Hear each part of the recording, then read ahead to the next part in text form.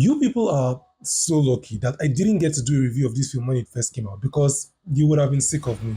I fangirled so hard over this film because this is peak comic book cinema. Matt Reeves really finished work and Robert Pattinson is my Batman. Welcome to my channel. My name is Joseph and I am the film fanatic. As a solid Batman guy, I would argue that he has the best rogues gallery. And it is not just Batman, it is Gotham because that place is a cesspool of human depravity. As much as I would love for Robert Pattinson's Batman to be part of Bond's universe, I respect that they made it an elsewhere story. As we patiently wait for the sequel to this masterpiece, and don't worry, take your time, even if it's 2 years, we'll wait. I really want to talk about some Batman villains that I would love to see in this universe and who should be playing them. Again, the universe is already a very solid one, and the casting we've seen for villains so far has been nothing short of magnificent. Zoe Kravitz as Catwoman, Paul Dano as the Riddler, Colin Farrell as the Penguin, and Barry Keoghan as the Joker. So today we're going to take a fun excursion to Arkham Asylum and discuss which famous actors deserve to be there. This is my Batman Rogues Gallery fancast for Matt Reeves' universe. Fancast.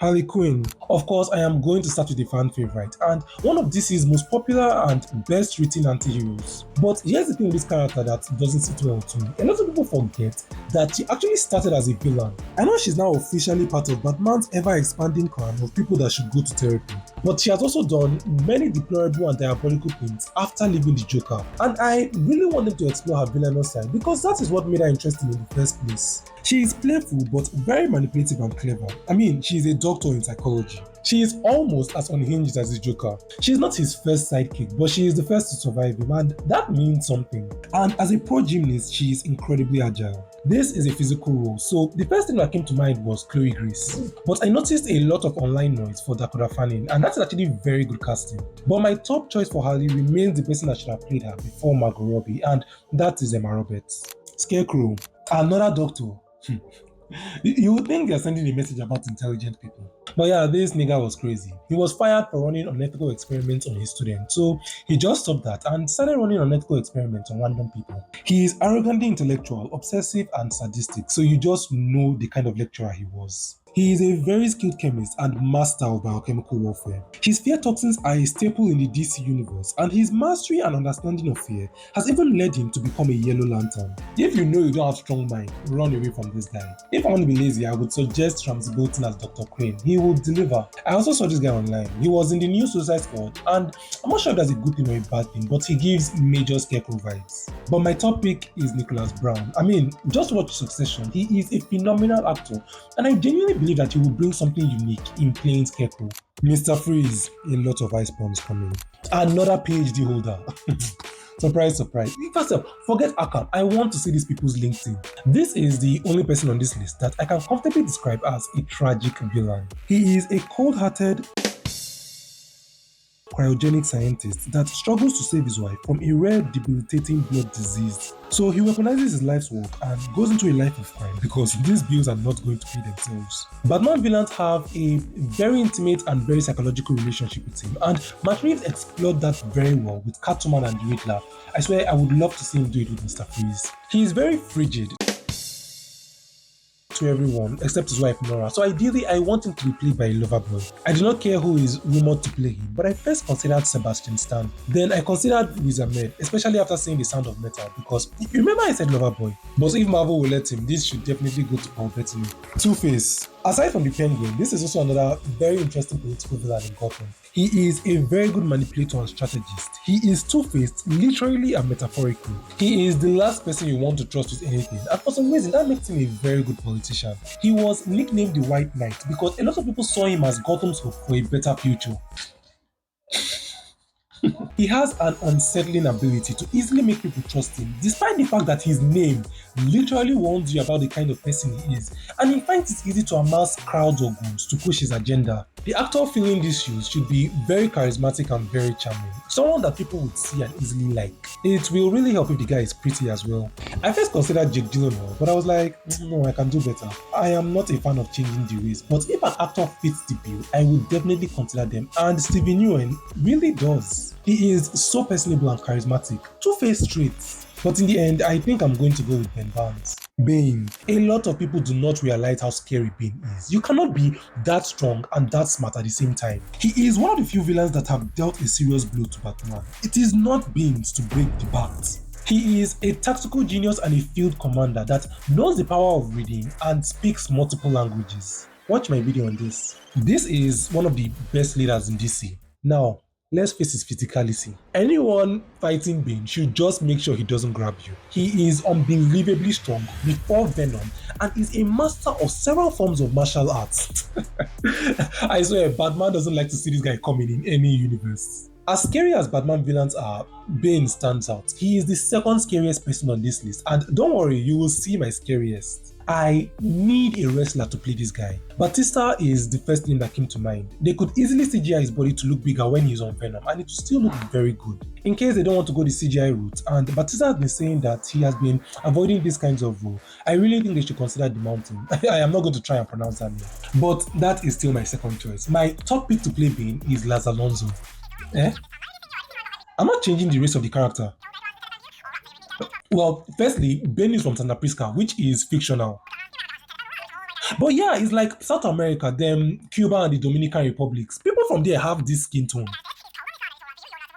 Yes, like the guy I just mentioned and Zoe Saldana. Poison Ivy. Pamela is a doctor. I swear, whoever says Superman can handle Gotham doesn't know what's going on here. She alone has already dealt with this nigga on 2 occasions that I can remember. Harley's rebound babe started out as the sexy plant chick, but as usual with Gotham villains, it is all branding. She weaponizes her femininity to attract people so that she can control them. In reality, she is a very big recluse and actually doesn't like people. Something I can relate to. She does love plants and by extension the planet, and she would argue that because of this, it makes her an eco-terrorist and not a villain. Sometimes she's right, but every time she's crazy. I really want a talented actress to play this fierce, manipulative and seductive sociopath. We could give it to Maya Hawke and make it a generational thing because, last, her mom delivered. Julia Garner came to mind, and it is not because of Fantastic Four, but because of the Royal Hotel. But I want Olivia Cooke to carry this one. That woman knows how to give us very rich and complex characters like it is nobody's business. We got our assignments. Victor Zsasz. Is it Zsasz or Saz? And what sort of name is that?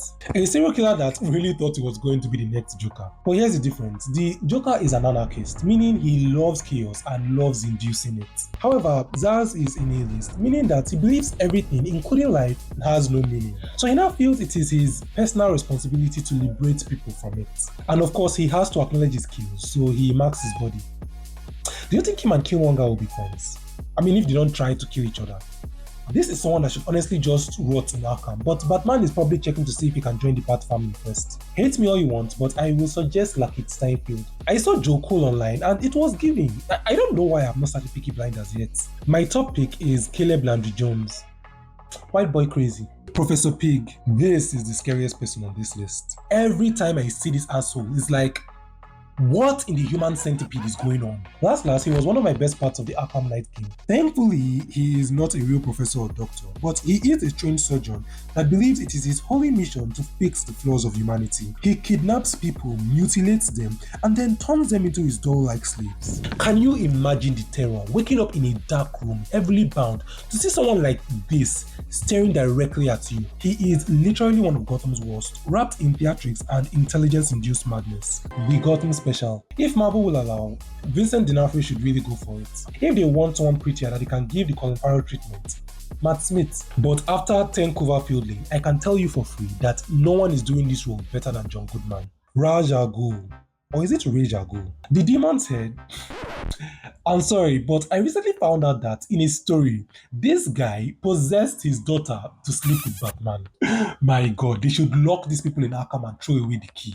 As one of Batman's mentors, you just know that he has a very unique and intimate relationship with him. In the end, they both want justice, and honestly, he might have started out just like Bruce, but his immortality has allowed the years of bitterness to fester and turn him into a scheming, diabolical visionary who believes that he will do what is best for the world, even if it is to destroy it. He is a very charming and cultured man, always with a calm disposition. In all sincerity, if I found myself in the DC universe, I would also probably meet him to train.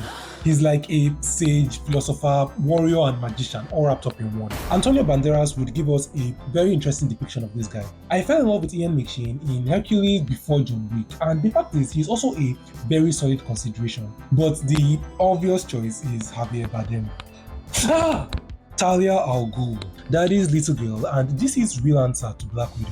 This is another character that is usually depicted as morally grey than villainous, and it is not bad, but I need to see her bad side. She definitely inherited her father's ruthless intellect and killer instincts, but still shows signs of humanity buried deep under. She's part of Batman's "I can change her" agenda. She wants to change the world as well, but on her own terms, and she will use all the tools at her disposal, including the League of Assassins, that people says she led far better than her father. Simone Ashley can step up if given the chance, but I am also considering Aya Charlotta from The Witcher. However, again, the obvious choice is Isa Gonzalez. And that is it. This is the rogues gallery that I would love to see alongside Robert Pattinson's Batman. I have been talking since, and right now I am just looking forward to reading your comments. I love your feedback. Not only does the engagement make me happy, but I really like knowing that I am talking to people that can talk back, because at the end of the day, a discussion is better than a monologue. I don't pretend to know everything. All I know is my opinion, and you seem to really love this fancast. Please, if you enjoy what I do or find it entertaining or insightful, drop a like. It's the least you can do, and